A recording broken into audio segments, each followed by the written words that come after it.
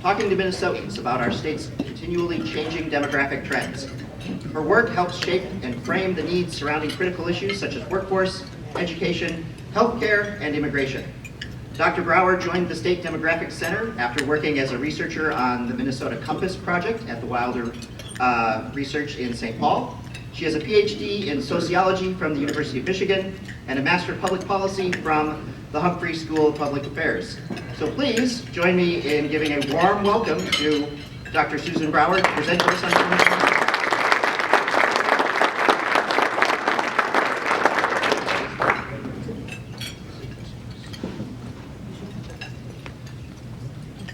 Thank you, Bradley, for that introduction. What my formal bio does not say is I am also the mother of 2 snarky teenagers, so when I am not doing demography, I am driving and managing all that goes along with having teenagers. So it's good to be here. I've been in a few in-person crowds this big, but I'll just tell you I love being in big crowds like this now, in part because what I do for the state of Minnesota is I count people, and so now that we're all together and you're not moving around, I can get a better count than I've been able to get for the last couple of years, so more accurate that way. I want to share with you this afternoon what we're learning from the 2020 census and what that likely means for some of our kind of trends that we've been watching. And then I'll give you an update on where we are with labor force, where I think we're headed with that, workforce issues and those kinds of things. And then there's plenty of time for questions too, if I move along quickly enough, which I promise to do. Get my pointer going. Okay. Come on now. Maybe I have to point this way? Or point at that thing over there. Sorry. I did turn it on. I did do step 1.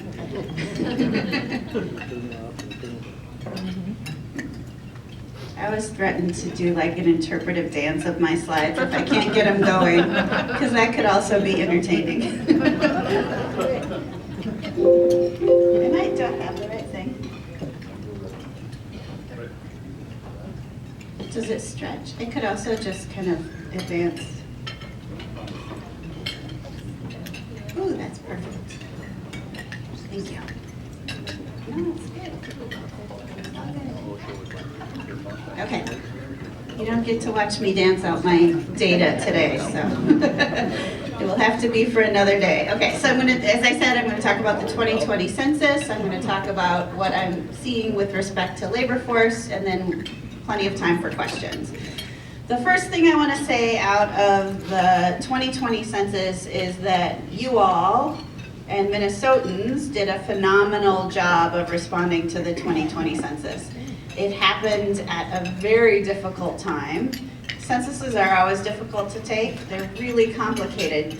But this was probably like the mother of them all in terms of complicated timing for this census. It was really, really tough. And Minnesota had the highest self-response rate in the nation. 75% of households responded without additional follow-up from a census taker, which is fantastic. That rate was 67% overall. I kind of want to get this graphic, since Minnesota stands out. This is from the Census Bureau. I kind of want to get that tattooed on my arm. I'm considering it, but for now I'll just share it everywhere I go. So for any of you who participated in complete count committees and getting the word out, even if you had a single conversation, you did a fantastic job making sure that people understood that the census was important, and in fact we kept our 8 congressional seats by just 26 people counted. 26. I've been talking to folks for the last 5 years saying this is so important, especially for greater Minnesota where many of the districts are so enormous. Some of the larger congressional districts are so enormous. If we were to lose a seat, they would grow even more. They'd grow exponentially. And Minnesota received the last congressional seat that was there to give after the 2010 census. We kept it by 8,000 people there, and I've been walking around for the last 5 years saying, isn't that amazing? We kept it by 8,000 people, that's nothing. And of course now, here we are, 26 people, a handful of households. So if you had a conversation and encouraged people to fill out their census, you can absolutely claim this victory. Even if you've just filled out your own, you can absolutely claim this victory. So, what we learned is that Minnesota grew by about 400,000 people over the last decade. We do okay for where we are in the U.S. The Midwestern states tend not to grow as much. And you can see that Minnesota is a little bit darker green on this graph. 7.6% is what we grew. It is, if we look at our peer states out to the east, like Wisconsin grew half as much as we did. Michigan grew just by 2%. Illinois lost 20,000 people, actually lost a tiny fraction of a percentage point. So we're doing okay in terms of growth overall. We didn't grow as quickly as North Dakota or as South Dakota. Those are a little bit darker there. They've got other things going on that increase their growth. And they're also very small compared to Minnesota. So in general, what I'd say is our healthy economy was kind of followed by good growth for where we are in the U.S. If we look county by county where the growth happened, the orange counties on this map represent counties that lost population, and the blue counties represent the counties that gained population, with the very darkest colors meaning the most growth or the most loss. And what we saw this decade is a tremendous amount of growth in our metropolitan areas. We saw it in the Twin Cities, but we also saw it, oh, thank you. Fabulous, thank you. We saw it in the Twin Cities, and I'll show you what that looks like in a minute, but we also saw it in other metropolitan areas around the state. So you can see that Olmsted County stands out in this graph, or in this map. Clay County, where Moorhead is located, where Mankato's located, up toward Stearns, Benton area where St. Cloud is located. This was not just Twin Cities kind of phenomenon this decade. It was really many of our metropolitan areas around the state experienced this growth. And if we look at the numbers underlying these percentages, you can kind of get the sense that much of the state stayed close to the same population. There were some losses in the kind of western part of the state and the southern part of the state, but they weren't enormous. If we're talking about, say, a loss of 500 people for a county, that's 50 people a year.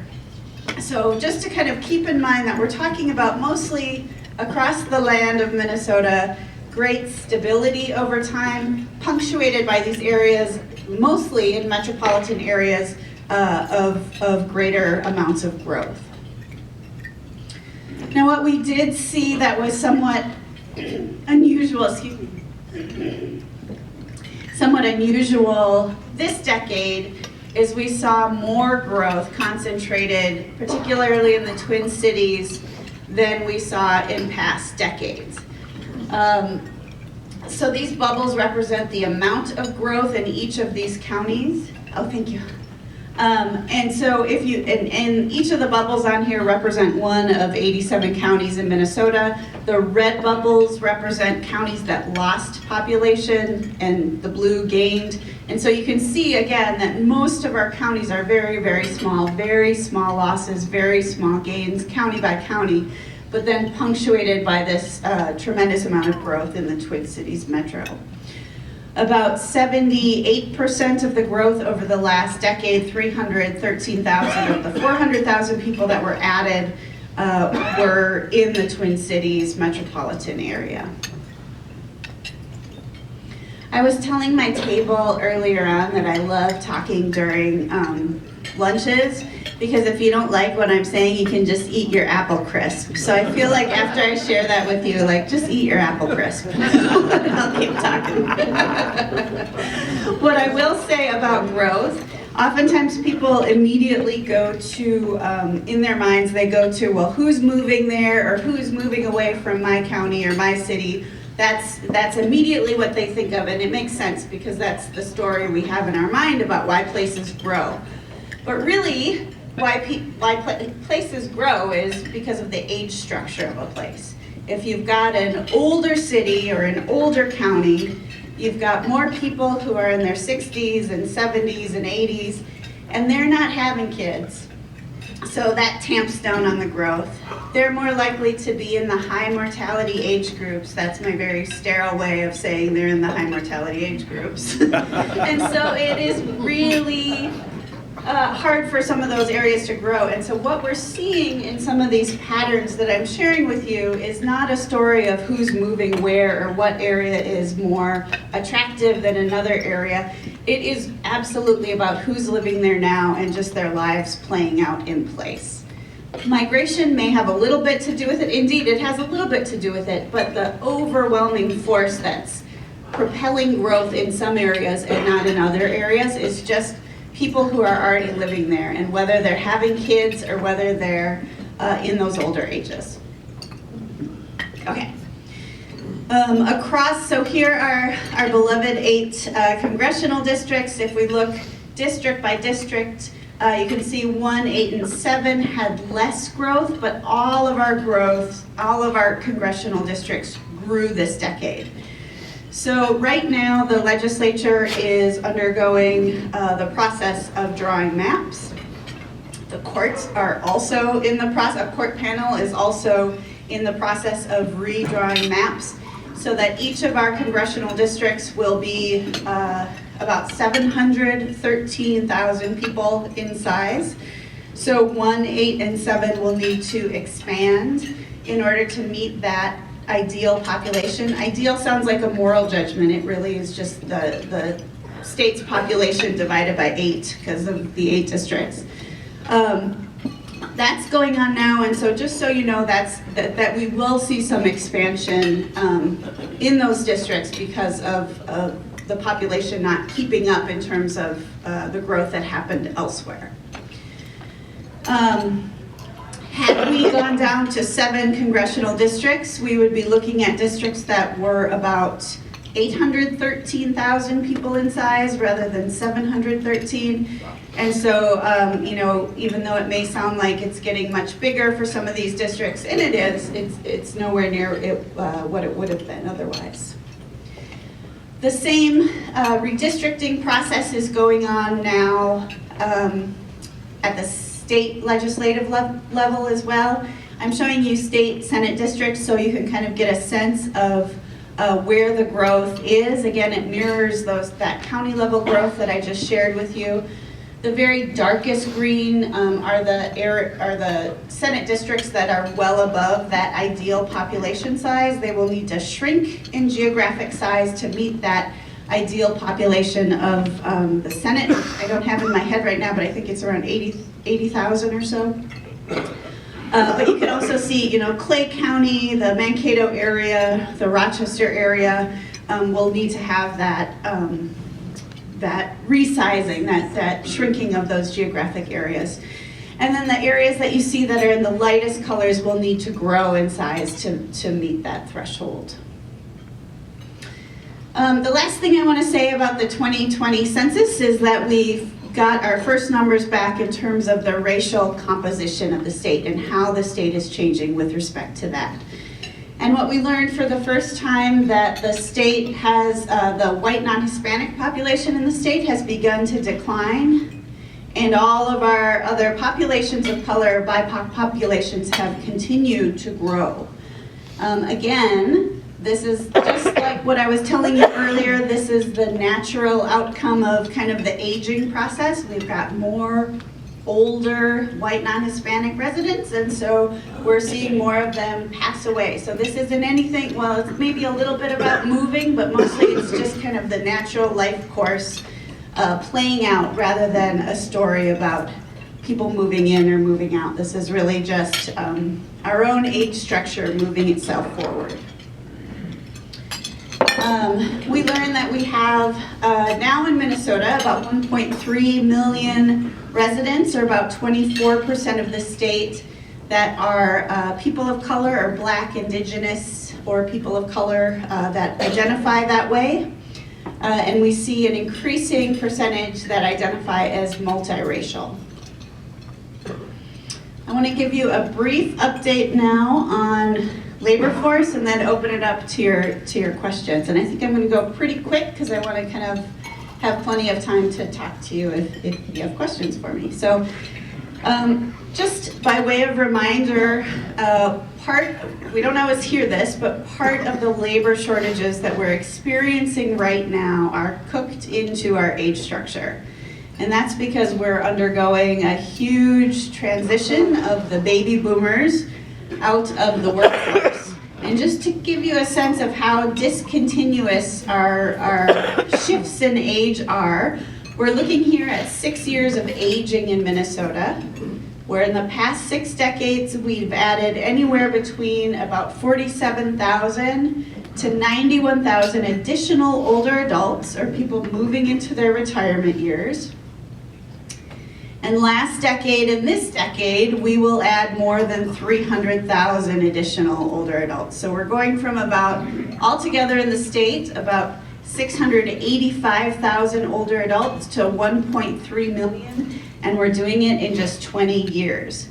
And that's part of what is underlying the current workforce shortages, is this continuous flow of people out of the workplace. They're just living their best lives, right? Moving into retirement, and that's part of why we're feeling some of the labor force shortages that we're feeling today. And so I want to tell you what I see in terms of the future with respect to this trend, so you can kind of know how long to buckle up for what we're experiencing today.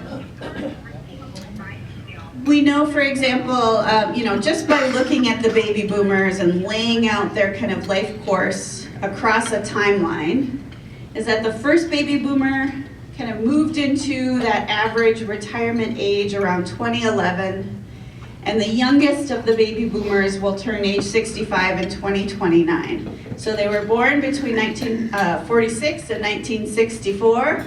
Woohoo! I saw someone happy back there.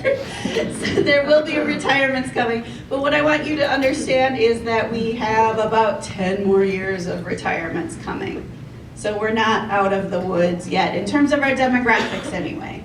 We have about 10 more years of this huge generation continuing to move into retirement.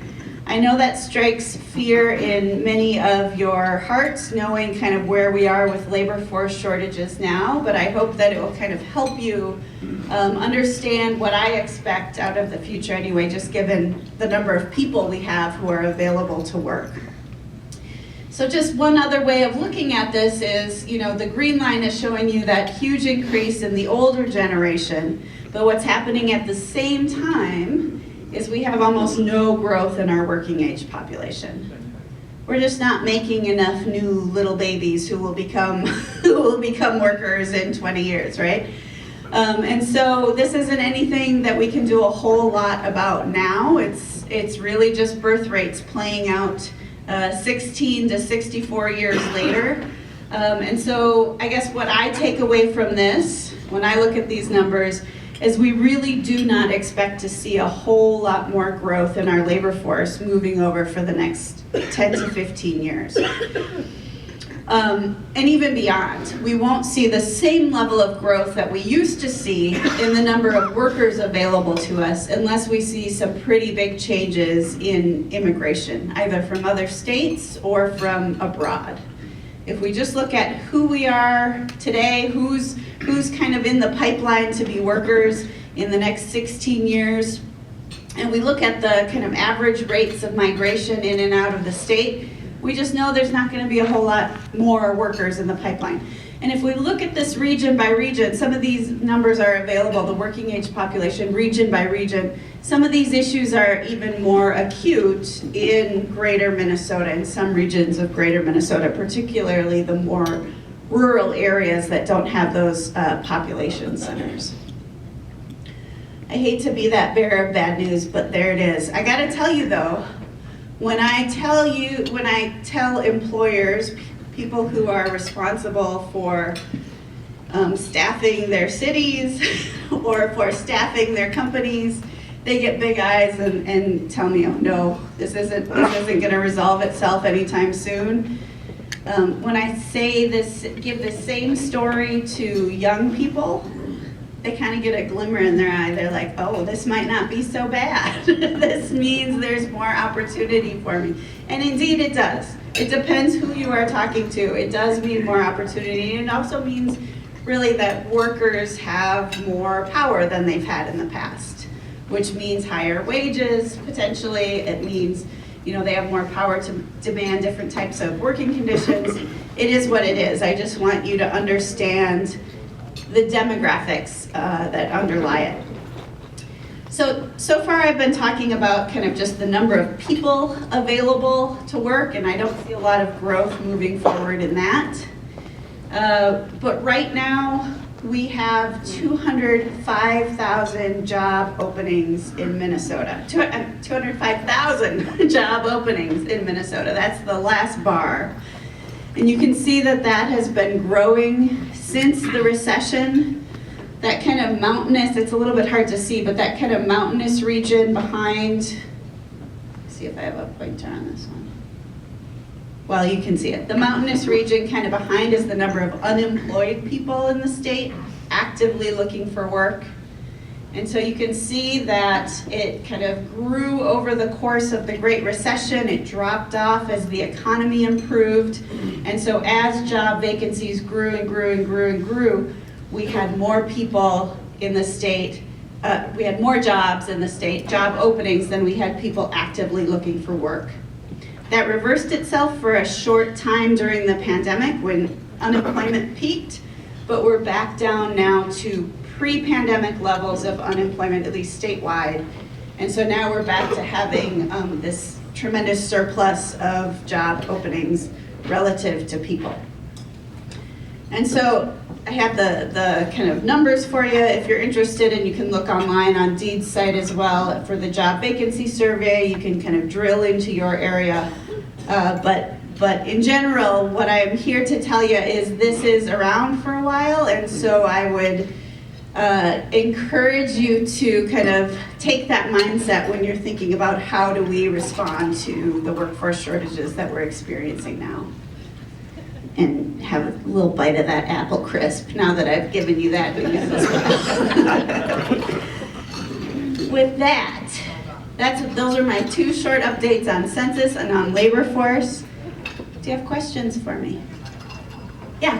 So any insight in of the 205,000 open jobs, and then the peak you had behind it of those that are currently unemployed, what's the barrier to transition them from unemployed to filling those vacancies? Yeah, so the peak actually dropped. Let me see if I can point at it. Oh, darn it, I just turned it off. The peak came down. It was a little bit hard to see. And it's actually lower now than that 200,000. It's at about 100,000. I know, I'm sorry, it's a little bit hard to see on here. But they've really transitioned back. As far as the people remaining outside of the workforce, it's kind of a range of things, including wages, wages that make it make sense to go to work, particularly for mothers, including childcare, housing that's located in the right place next to the right jobs. All these things kind of play a part. The match of skills to what employers need. Yes.